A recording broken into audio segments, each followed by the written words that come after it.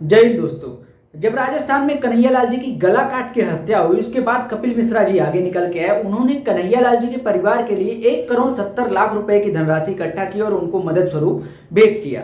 इसके बाद 1 या 2 दिन पहले कपिल मिश्रा जी को एक धमकी भरा मेल प्राप्त होता है, जिसमें लिखा गया, स्क्रीन पे चल रहा है, आप देख सकते हैं कि आतंकवादी कपिल मिश्रा, हम तुमको जान से मार देंगे, हमारे लोग तैयार हैं, हम जल्द से जल्द तुमको जान से मार देंगे।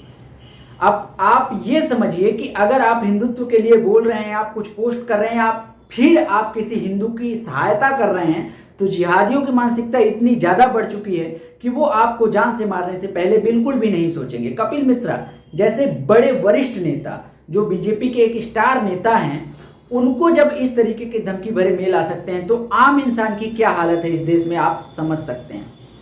इस वक्त हमारे देश में एक बहुत ही कड़े कानून की व्यवस्था की जानी चाहिए, जिसमें ऐसे जुर्म करने वाले, ऐसे अपराध करने वाले लोगों को 1 से 1.5 महीने के अंदर फांसी पे चढ़ा देना चाहिए।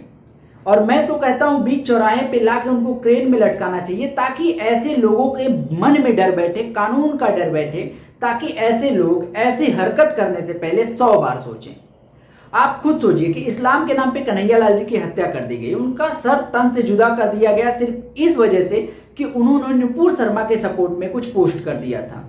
ना जाने पूरे भारत में कितने ऐसे लोग हैं जिन्होंने नुपुर शर्मा के सपोर्ट में पोस्ट किया है, और न जाने ऐसे कितने सारे लोग हैं जिनको ऐसे धमकी भरे कॉल, मैसेज, मेल आए हैं, और न जाने कितने ऐसे सारे लोग हैं जिनको कानून के द्वारा सुरक्षा दी गई है, आम नागरिक को सुरक्षा दी गई है। राजस्थान वाले हमले के बाद उनको कानून की तरफ से सुरक्षा दी गई है ताकि वो जिंदा रह सकें।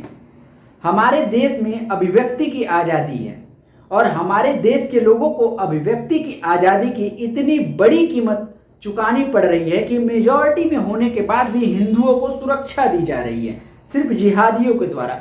यहाँ पे मैं सारे मुसलमानों को गलत नहीं कहता हूँ, लेकिन वो मुसलमान जरूर गलत हैं जो इतने ज़्यादा कट्टर हो चुके हैं कि उनके अंदर से इंसानियत एकदम से खत्म हो चुकी है। आप पाकिस्तान में नहीं हैं, आप अफगानिस्तान में नहीं हैं, आप हिंदुस्तान में हैं, जो गंगा जमुनी तहजीब की वजह से जाना जाता है, जहाँ पे हिंदू मुस्लिम सब एक साथ रहते हैं। ऐसे देश में ऐसे बड़ी बड़ी घटनाएं आजकल आए दिन हमें देखने को मिल रही हैं।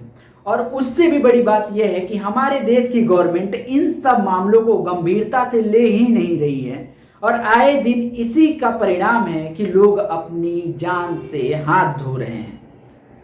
परिवार बेसहारा हो चुके हैं। न जाने कितने ऐसे कन्हैयालाल हैं जो मार दिए गए और हमें और आपको पता ही नहीं चला। आप ये बताइए कि जिस मौलवी ने सर तन से जुदा का पहली बार नारा दिया, उसका वीडियो वायरल हुआ, उसके खिलाफ हमारे देश के कानून ने क्या किया? कुछ नहीं। वो आराम से अपनी एसी वाले रूम में बैठ के मजे मार रहा है। और वहीं पे जिन 2 लोगों ने कन्हैयालाल जी की हत्या की, उनको कानून के हवाले कर दिया है। उन्होंने इस्लाम के नाम पे कन्हैयालाल जी की हत्या कर दी, उनका सर तन से जुदा कर दिया। अब एक बार वो सोचे कि उनके इस कर्म के बाद उनके परिवार की क्या हालत है। उनके बीवी, बच्चे, भाई बहन रोड पे नहीं निकल सकते शर्मिंदगी की वजह से, लेकिन उनको इन सब चीज़ों से कोई फर्क नहीं पड़ता, क्योंकि उनका तो ब्रेन वॉश कर दिया गया है। और उससे भी कमाल की बात यह है कि जो बड़े बड़े मुस्लिम धर्म के गुरु हैं, जो मौलवी हैं, वो सब लोग अपने लोगों को ये सब चीज़ें नहीं समझा रहे हैं। मैं यकीन से कहता हूँ कि अगर वो लोग खुल के इन सब चीज़ों का विरोध करें, फतवा जारी करें, तो हमारे देश में ऐसा कुछ भी नहीं होगा। और इसी का मेन वजह यही है कि अब हमारे देश में हिंदू मुस्लिम काफ़ी ज़्यादा होने लगा है, और हमारा देश धीरे धीरे गृह युद्ध की तरफ बढ़ रहा है। आप एक बार सोचिए कि जिस जिस देश में धर्म के नाम पे लड़ाइयाँ हुई हैं, उन देशों की इस वक्त हालत क्या है। आप अफगानिस्तान उठा के देख लीजिए, लोगों के पास खाने के लिए खाना नहीं है, पहनने के लिए कपड़ा नहीं है, और पीने के लिए पानी नहीं है। आप सीरिया उठा के देख लीजिए, वहाँ भी यही हाल है। आप फिलीपींस उठा के देख लीजिए, वहाँ भी यही हाल है। लेकिन नहीं, जॉर्डन उठा के देख लीजिए, जहाँ जहाँ धर्म के नाम पे लड़ाइयाँ हुई हैं, जहाँ जहाँ धर्म के नाम पे गृह युद्ध हुआ है, उन जगहों की हालत क्या है आप देखिए। पाकिस्तान, हमारा पड़ोसी मुल्क, उसकी हालत देख लीजिए इस वक्त किस कदर खराब है।